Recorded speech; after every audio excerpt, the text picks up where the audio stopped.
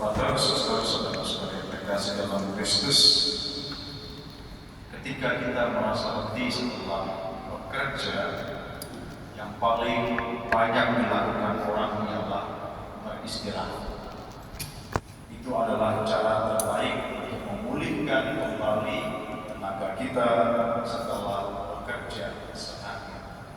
Tetapi ketika kita mau beristirahat karena kelelahan, lalu kemudian ada mungkin anak atau anggota keluarga atau mungkin majikan mengatakan, tolong kerjakan yang ini, tolong masakan saya makanan yang ini. Perasaannya seperti apa? Jengkel, marah. Sudah tahu capek, saya mau beristirahat, masih disuruh. Perasaan seperti ini adalah manusiawi karena di tengah keletihan dan kelelahan kita membutuhkan energi baru untuk memulihkan kita, memulihkan diri kita, memulihkan juga pikiran kita. Seringkali kalau pikiran kita tercapek, yang paling banyak terjadi dan dialami oleh banyak orang ialah emosi. Itu karena pikiran. Kalau pikiran terlalu capek, lalu kemudian masih memikirkan banyak hal lagi, maka emosi yang seringkali keluar. Dalam bacaan Injil pada hari ini, hal yang berbeda terjadi. Ketika Yesus mendengar berita tentang pembunuhan Yohanes Pembaptis, ia menyingkir dengan naik perahu. Ada yang mengatakan Yesus menyingkir karena Yesus takut. Yesus menyingkir karena Herodes akan membunuh Yesus. Tetapi sebenarnya bukan itu alasan. Yesus menyingkir karena ada banyak orang yang sudah mulai percaya dan mengikuti dia. Sehingga di teks sebelumnya kita melihat dan membaca bahwa bahkan ibunya dan saudara-saudaranya hendak menjumpai Yesus pun tidak sempat. Karena ada banyak sekali orang yang mau mendengarkan Yesus, sehingga ia harus mengasingkan diri, dan tujuan mengasingkan diri ini ialah untuk berdoa. Kita lihat cara Tuhan beristirahat itu apa? Berdoa. Dan ini memang cara yang paling tepat. Kalau dilihat di biara-biara, para frater suster juga mungkin mengalami pada saat pagi hari itu sebelum ibadah, biasanya kami itu ada saat untuk meditasi, untuk menenangkan diri, melihat kembali bacaan-bacaan pada hari itu, dan juga merefleksikan. Itu setelah meditasi sangat-sangat tenang. Karena apa?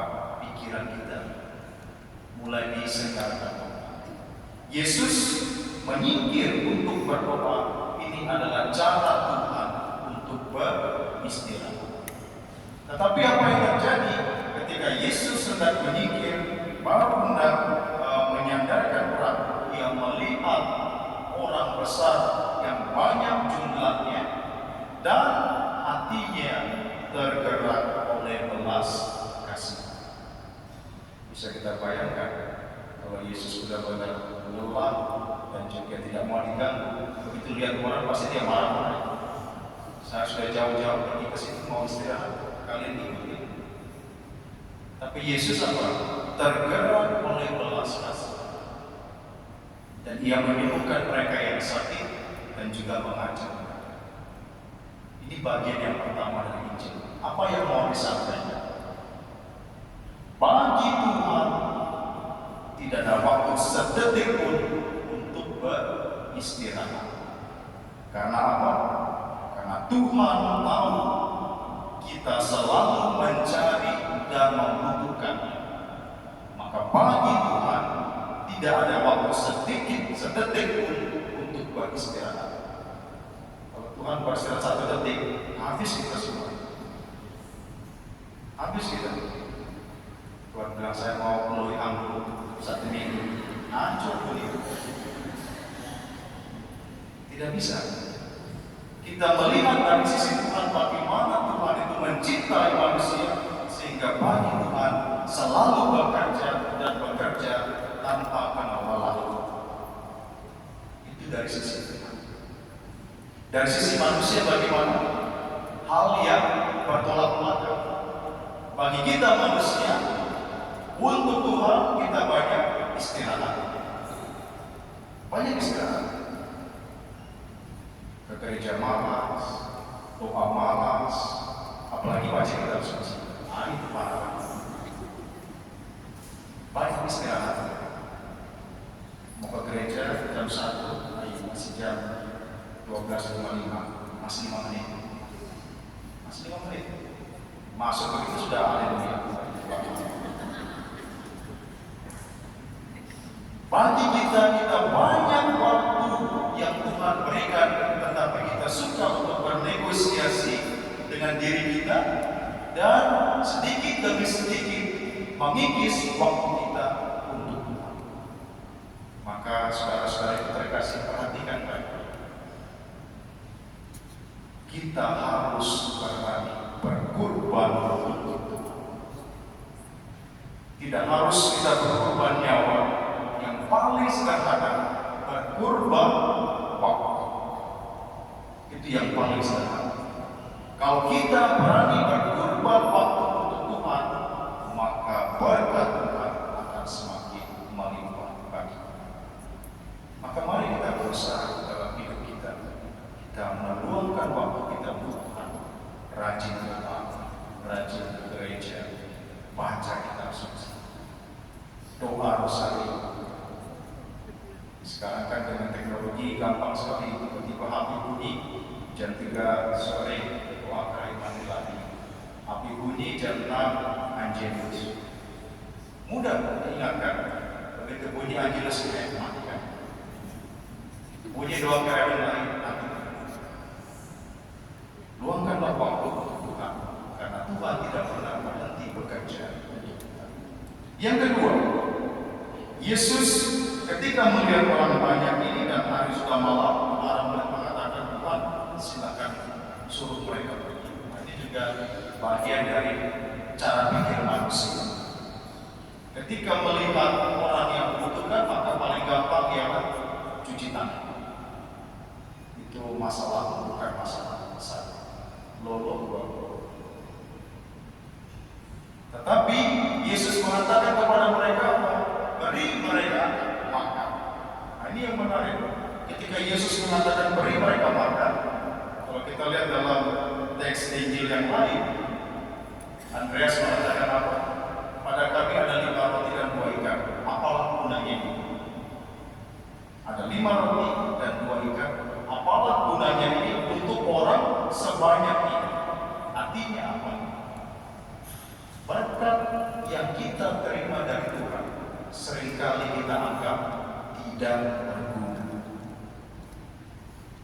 Berkat kecil yang kita terima dari Tuhan di mata manusia seringkali disepelekan, tidak berguna. Misalnya ada masalah, ya coba datang doa. Ayo doa terus, doa-doa juga tidak berguna. Menyepelekan. Coba datang untuk mengaku dosa, mengaku dosa juga tidak berguna, tidak berubah, menyepelekan. Ada banyak berkat yang Tuhan berikan, tetapi seringkali manusia menyepelekan. Seperti halnya para murid, ada 5 roti dan 2 ikan, tetapi Yesus menjadikan hal yang disepelekan oleh manusia menjadi berkat yang berlimpah sampai tersisa. Saudara-saudara itu terkasih, ada banyak berkat yang kita terima dari Tuhan setiap hari tanpa kita sadar. Tetapi pesan saya, jangan disepelekan, syukuri. Belajar menjadi orang yang selalu bersyukur kepada Tuhan. Kalau kita tidak pernah bersyukur kepada Tuhan, jangan pernah harap berkat yang lebih dari itu. Dikasih sekecil aja tidak mau bersyukur, maunya yang lebih, maka belajar untuk mensyukuri. Kadang-kadang kita bangun pagi, saya sehat, saya segar, syukuri. Saya sehat karena saya, makanya saya syukuri. Saya rajin olahraga, rajin nge-gym, rajin segala macam. Tapi kadang-kadang kita lupa bahwa semuanya itu adalah berkat dari Tuhan. Maka saudara-saudara terkasih, belajarlah untuk mensyukuri apa yang kita terima dari Tuhan, karena itu akan menjadikan kita pribadi yang selalu bersyukur. Dan ketika kita selalu bersyukur,